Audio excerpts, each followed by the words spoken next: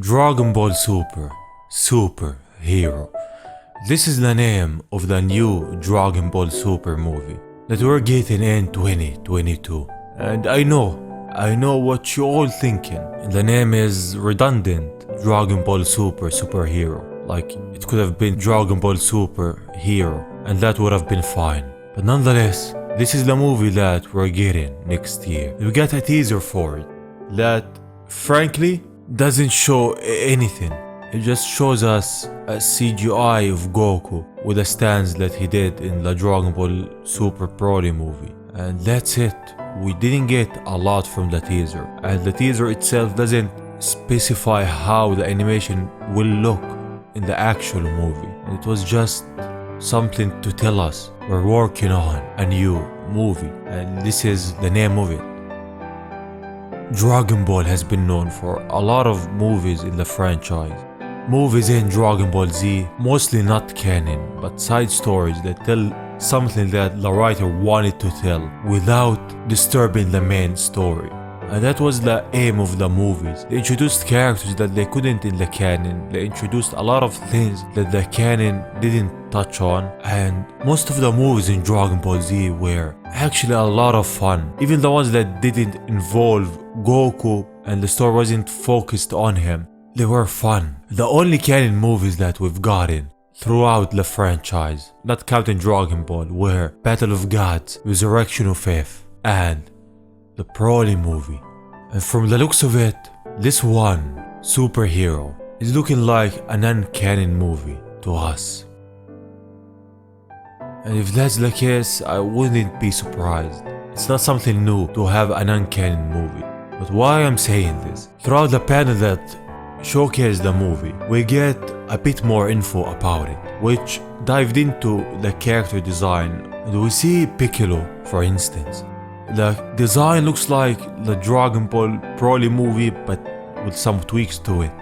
And frankly, there's nothing surprising about it. We get Krillin, but here the kicker, here's the thing. We see Pan, and Pan here is in kindergarten, which means the movie takes place years after the ending of Dragon Ball Super Broly. It's not in the same time frame that we are now. Pan now is still very young. She's still a baby.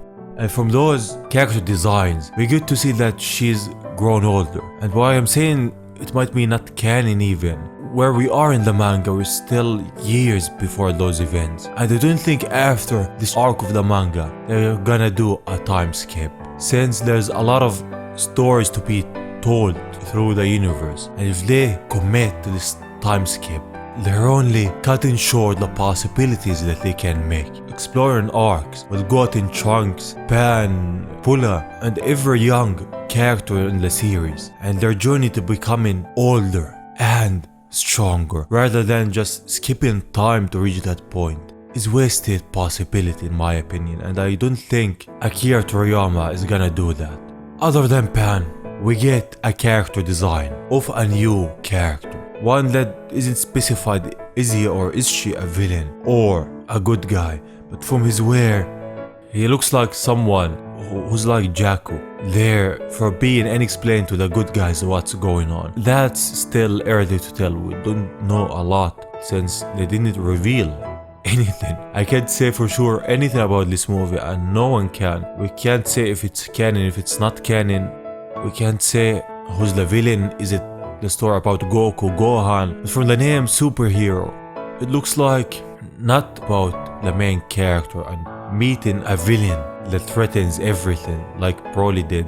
I'm leaning towards the more joyful side, the side of exploring Pan, Gohan, Goten, Trunks, and like an adventure movie, since it doesn't build on where the manga is at now. Not the Moro arc, not the Granola arc. It's something new, and that something new can be a story that is nothing like we've seen before. And that will explain why the designs are cheerful, why they skip time. They don't want the story just to be about Goku. They want something new. And I respect that. Even if the movie is not canon, I don't mind it.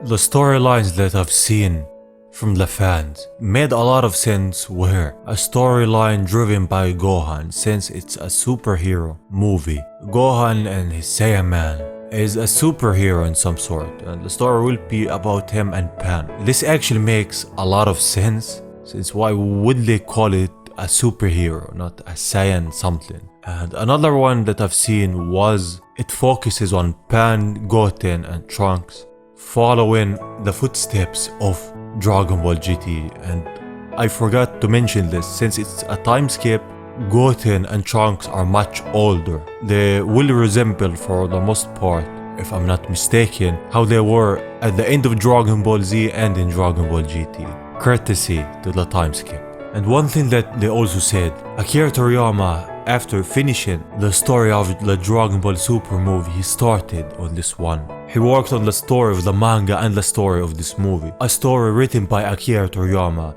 is bound to be a fun one. I wanna go back to the times of Dragon Ball, the original Dragon Ball, where it was just an adventure. We get a look at where Piccolo lives. The art style, the colors are just cheerful. I am hoping and I'm crossing my fingers on it being an adventure-paced story, just like the times in Dragon Ball. Let the series stuff, the godly forms, the angel forms and everything in between to the manga and the anime when it return. And give us movies that maybe explores different timelines, maybe different side stories that we can't explore in the manga. This is the thing that I'm hoping, and from the looks of it, from where I'm seeing things, it looks like not being in the canon timeline of things, since a time skip doesn't make sense and I don't wanna see a time skip. I hate time skips in anime. If they give us this movie and its events are after the Granola arc and they skip it in the manga, like yeah,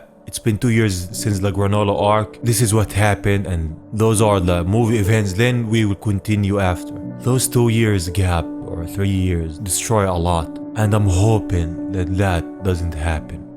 There's a lot of time till the movie comes out. We didn't get a release date, except that it's in 2022. No time frame, nothing about the Dragon Ball Super anime which should return. Nothing of that.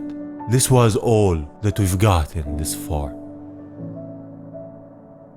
The Dragon Ball movies have always been unique, and this one looks like in a new direction, something that we haven't seen in a while.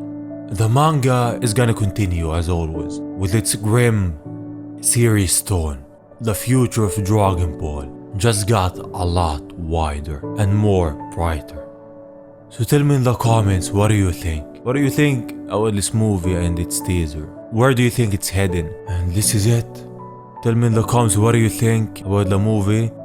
I hope you're safe, and as always, I will see you on the next one. Bye bye, superhero.